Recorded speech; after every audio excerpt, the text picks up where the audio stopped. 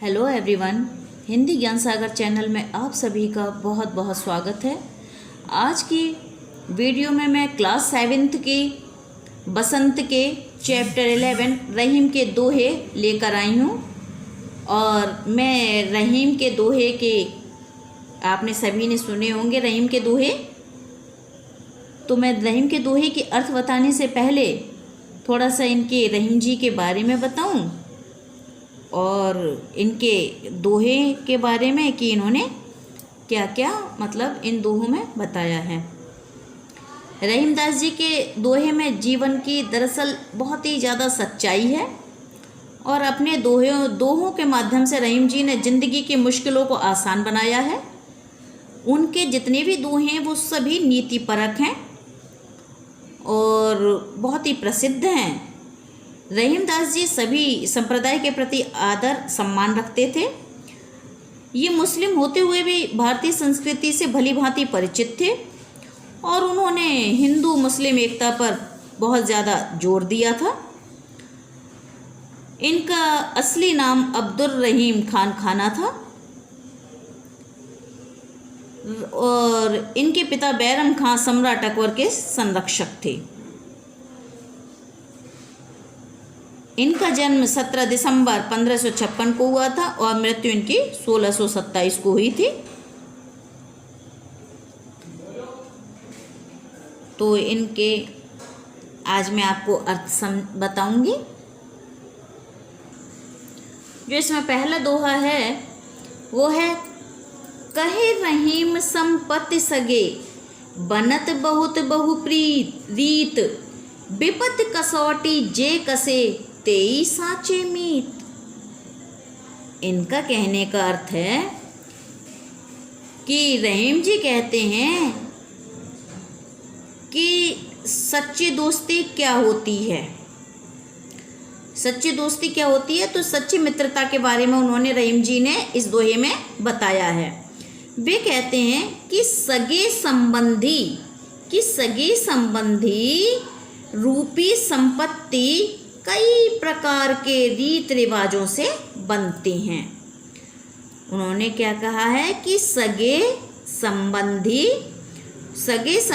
रूपी संपत्ति कई प्रकार के रीति रिवाजों से बनते हैं, पर जो व्यक्ति आपके मुश्किल के समय में आपकी मदद करता है या आपको मुसीबत से बचाता है वही आपका सच्चा मित्र होता है। नेक्स्ट दोहा देखते हैं। जाल परे जल जात बहे तजमीनन को मोह रहीमन मछली नीर को तौना छाड़त छो। इस दोहे में रहीमदास जी ने मछली का जल के प्रति घनिष्ठ प्रेम को बताया है। वो कहते हैं कि मछली पकड़ने के लिए जब जाल पानी में डाला जाता है तो जाल पानी से बाहर खींचते ही जल उसी समय जाल से बाहर निकल जाता है, परंतु मछली जल को छोड़ नहीं सकती और वह पानी से अलग होते ही मर जाती है। कहने का मतलब है कि जो घनिष्ठ प्रेम है, यहाँ पर घनिष्ठ प्रेम किसका है? मछली का है। किसके प्रति? जल के प्रति। यानी जब जाल डाला जाता है तो जाल तो क्या करता है, पानी बह जाता है, सारा सब पानी बह जाता है, वो मछली को छोड़ देता है, लेकिन मछली प्रेम को नहीं छोड़ पाती जल के, और वो उसके पानी के अभाव में, उसके प्रेम के अभाव में वो मर जाती है। नेक्स्ट दोहा देखते हैं। तरुबर फल नहीं खात है सरबर पियत न पान कहे रहीम पर काज हित संपत्ति संचय सुजान। तरुबर आप जानती हैं वृक्ष को कहते हैं, सरबर तालाब को कहेंगे, पियत पीना, पानी, परकाज दूसरे परोपकार, संचय इकट्ठा करना, एकत्र करना।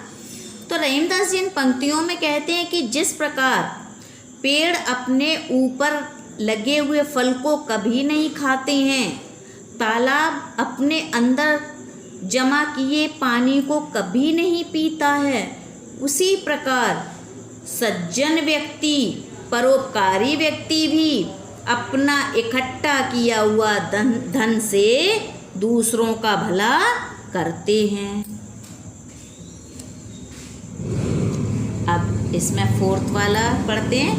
थोते बादर क्वार के ज्यों रहीम गहरात, धनी पुरुष निर्धन भये करें पाछली बात। इस दोहे में रहीम जी कहते हैं कि जिस तरह क्वार के महीने में, क्वार का महीना होता है बारिश और ठंड के ऋतुओं के बीच का, जैसे अब बारिश हमारे अपने यहाँ हो रही है इस समय, ये जुलाई का मंथ है, तो बारिश इस समय ये बरसात का मौसम है, और बाद में जब अक्टूबर के बीच में ठंड आएगी उसके बीच का समय होता है वो क्वार का कहलाता है।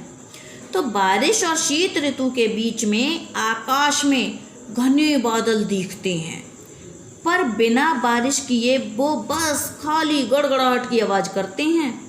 उसी प्रकार जब कोई अमीर व्यक्ति कंगाल गरीब हो जाता है तो उसके मुख से बस घमंडी बड़ी बड़ी बातें ही सुनाई देती हैं जिनका कोई अर्थ नहीं होता।